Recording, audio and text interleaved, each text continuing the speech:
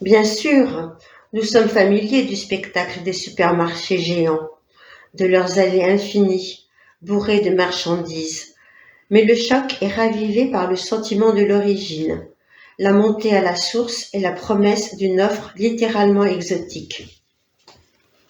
Parcourir ces couloirs, hébétés, toi et moi, le long de ces mètres linéaires, déclinant d'infinies sortes et marques de soupes ou de condiments, prenons le temps de tout voir, d'épeler les noms et les images de la marchandise.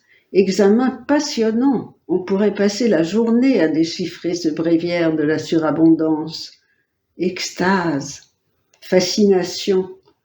Le jeu consiste à contenir l'effet de saturation, l'écœurement. Les rayons vêtements, ustensiles, outillages, ce sera pour une autre fois. Mais voilà que tu t'es emparé d'une voiturette. Tu slalomes à toute vitesse entre les rayons, espiègle, tu te livres à toutes sortes d'acrobaties. Non, non, excuse-moi, non, non, non, ça tu ne le fais pas. Tu ne te risquerais pas à offenser ceux qui se déplacent sur ces engins. Jouer, transgresser, d'accord, mais moquer ces gens-là, non. Rien moins que ta charité chrétienne, comme tu aimes à la déclarer. Tu restes coite, attentive à ce que racontent ces corps, décharnés ou débordants, qui se meuvent avec peine et recours à ces sortes de scooters automobiles. Vieux corps usés ou obèses, ou les deux, ils semblent vaquer dans leur élément. Ils sont ici chez eux et y passent du temps. Ils achètent de surcroît, mais ne poussent pas les chariots les plus bondés. Ils entretiennent une conversation prolongée dans les rayons, dans la queue avec les caissières.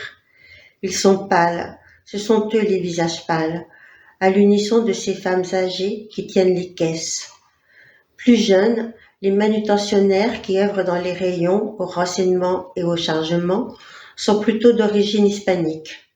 La pauvreté ne s'inscrit pas de la même façon sur leurs visages bruns et ronds.